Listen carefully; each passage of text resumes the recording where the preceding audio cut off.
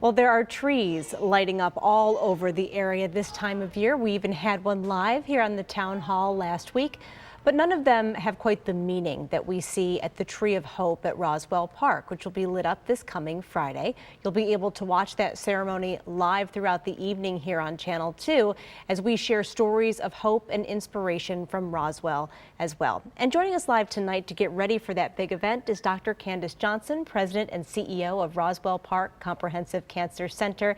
Thank you so much for being with us tonight. We so appreciate it. Thank you, Kate. It's my pleasure to be here. And we know that today Roswell Park started requiring visitors to show proof of a COVID vaccine or a negative PCR test. So we just kind of want to start by updating everyone on how those visitation changes went today, and also what's most important for everyone to know about why these changes were made. Yes, I think today it went okay. I think these things are very difficult. You're a cancer patient, you want to see your family. Nobody likes the situation the way it is, but as you know, our cancer patients are immunosuppressed. They're actually more susceptible to COVID. The vaccination is not sometimes as effective in those patients, and so it's really important that we protect them, and so that's why we've had to go to this extent.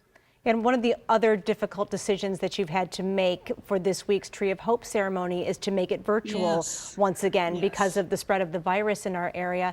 In some ways, we've kind of become used to virtual celebrations. What were some of the successes and the challenges of holding the event virtually last year? Are there things you learned that you can maybe now use to enhance the experience this time around?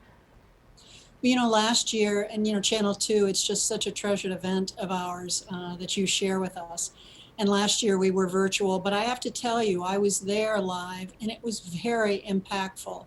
I think that we're all, we've been through so much over this past year, our patients, our staff, our physicians, our community, what we've gone through. And so I think when you come together for this, for these moments, and the event this year is Hope Shines Through.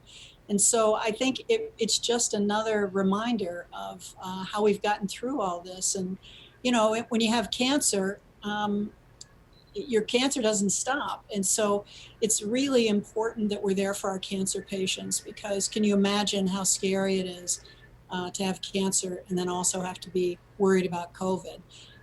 This year, our tree lighter is Noah Camacho. He's 18 years old, a little older, but young adults that have cancer face a whole variety of different challenges and experiences and so I think highlighting him and having him light the tree will be very special.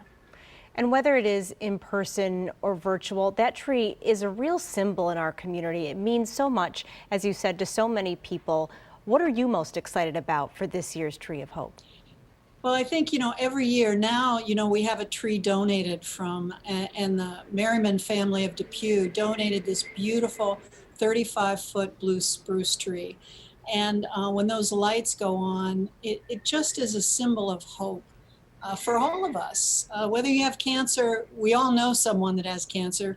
Believe me, it touches all of us. And so I think, to me, the Tree of Hope is one of the most special events that we have, because it really, everyone can feel that joy when those lights go on that tree. And we talk about hope. It's one of those things that I think helps us all, no matter what we're going through. Tell me a little bit more about just what that means to bring that symbol really to the whole community.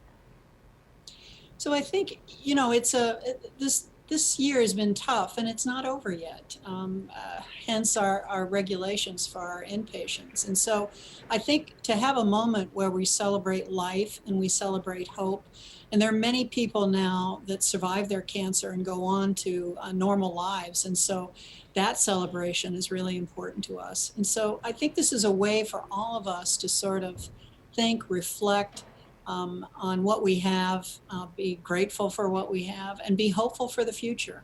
I think that's very important for all of us.